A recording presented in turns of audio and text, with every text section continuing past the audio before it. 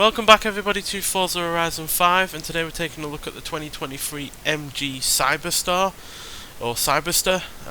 Not entirely sure how to properly pronounce that. It's not the best of names in the world as far as I'm concerned, but production of this did start in 2023, and it is a two-door convertible that is an all-electric vehicle. So yeah, we don't get many all-electric convertibles, quite frankly. Obviously sports cars in general are on the decline in a lot of ways. You either need to get a lot of money behind you just on your own, or you need to collaborate with at least one or two different manufacturers to get a convertible off the line. But still, this is an impressive looking car overall. Not radically innovative in terms of the front end design, but it's not hideous or anything like that. It's just not spectacular. I do like the side profile though. It's a typical sports car design in terms of short rear end and long bonnet. Although with this being an electric car, there's no real need to have the long bonnet, but who knows, maybe there's a lot of storage under there. I like the wheels, and then I really like the rear end. I really like that overall shape that it's got going on, and I like the fact that the tail lights look like arrows. Now whether or not they're the indicator lights or not, I'm not sure, but yeah, it'd be interesting if they were, because the directing literally showing you where you're going, because left or right arrows. So yeah, that's cool. Then you got your bumper there as well, which looks like carbon fibre, and yeah, it looks like a diffuser going on there, so which is nice. And obviously it is a convertible, so we can raise and lower the roof if it'll let us. Yep, there we go. So I'm not sure if this is electronically okay then, I'm supposed to bring it up. There we go. Not sure if it's electronically operated or not, but it doesn't actually show you the roof going up in the game. Would be a little bit ironic if it wasn't electronically operated, given it is an electric car. But still, we've also got scissor doors. Not entirely sure why. This is not a Lamborghini, it's not a hypercar or anything like that.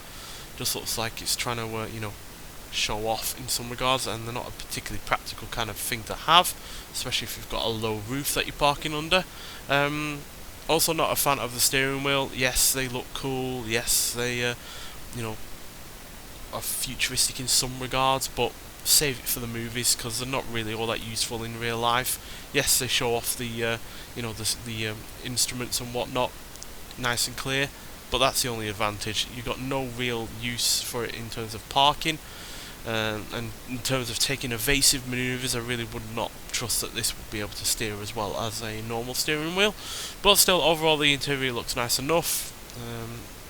But yeah, it's a typical electric car interior where it's mostly screens, a very limited amount of buttons, but still, it looks like you do have buttons for the doors, so you can press those buttons and the door will come down, so that is cool, I guess, especially since this is obviously a low-slung sports car, and you won't necessarily be able to reach up that far. And there are some buttons for your fans and your heater and whatnot, so again, that is all well and good.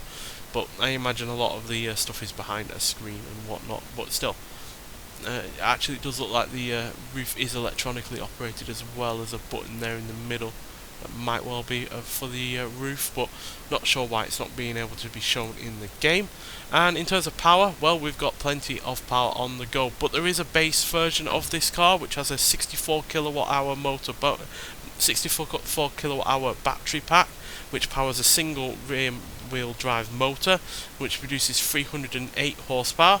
I'm sure that's very nice and all that, but this has two motors which are powered by 77 kilowatt hour battery, and it produces 536 horsepower and 663 pounds-feet of torque, which is very tasty indeed. Now that's certainly more than some convertible sports cars out there. You look at the likes of the BMW Z4, or well, to be honest, that's the only real convertible cars I can think of outside of maybe in a Mazda MX-5. But yeah, both of those are way less powerful than this, and with it being an electric car, that power and torque is virtually instantaneous in terms of being deliverable. So yeah, but nonetheless, let's get out onto the open road and see what this car can do.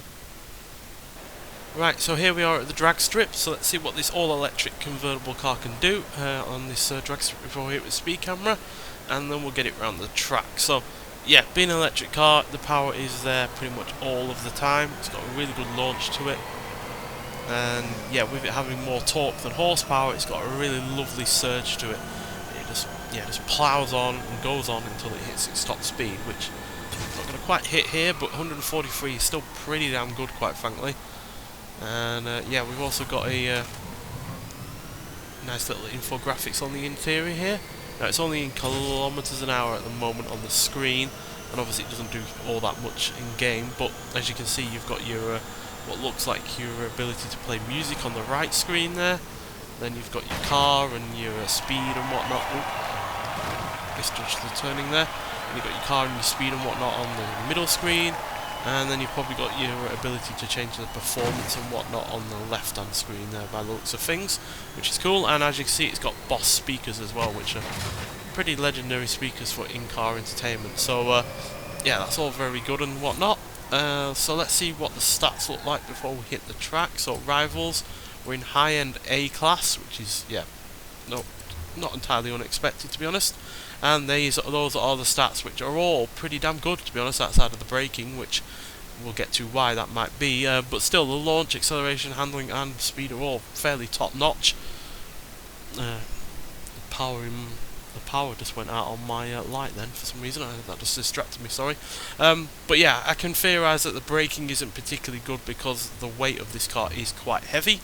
So unlike a lot of sports cars like this that typically weigh around the 3,000 to 3,500 pound range, this weighs 4,376 pounds. So obviously that is quite a lot. So, but that is typical of battery cars, to be honest. They do tend to be on the weighty side of things. But nonetheless, let's hear what this car sounds like, and then we'll talk about it some more.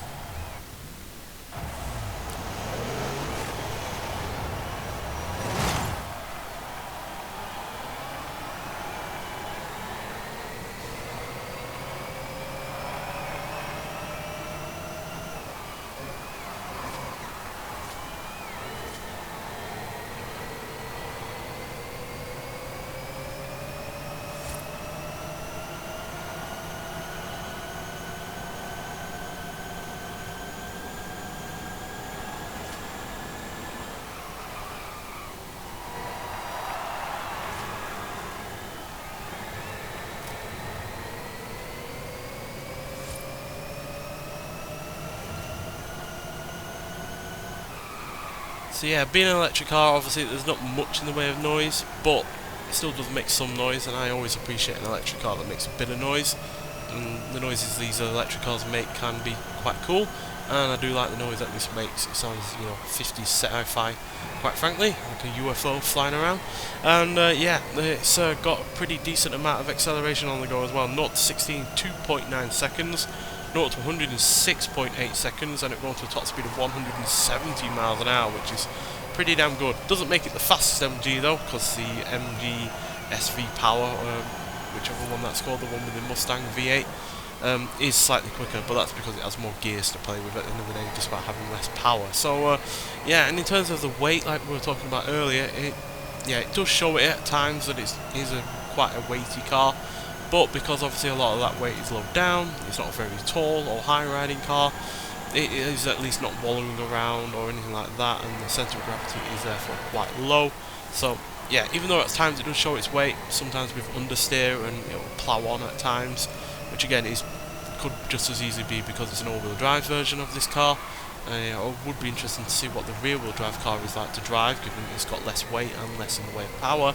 But this all-wheel drive version, despite some understeer and it's sometimes showing its weight, is still a really, really good handling car, and yeah, it can be quite fun as well to drive at times.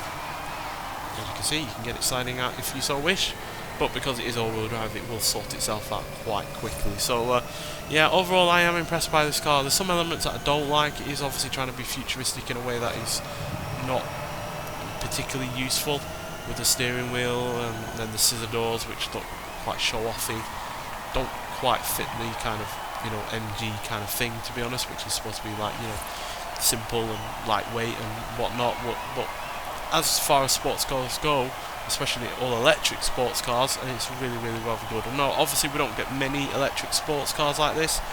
We're usually talking about saloon cars or hatchbacks or SUVs in terms of electric cars. at the higher end, obviously you're talking about like hypercars and whatnot, so it's very rare that we get something in between both of those elements, or both of those kind of cars, but still it is a sector that I think does need more electric cars and would suit electric cars, to be honest. And even if they're as good as this, then yeah, we will have plenty to go on the go, but obviously there is room for improvement with this car, but that might just be down to personal taste, because at the end of the day, in terms of driving it and the speed and acceleration, it is all top notch. But yeah, you can get this car in the Chinese Lucky Stars car pack. It's part of a car pack with 3 other cars. We've already looked at 2 of them. We've got 1 more to look at, but nonetheless, thank you for watching, and I'll see you in the next one. Bye.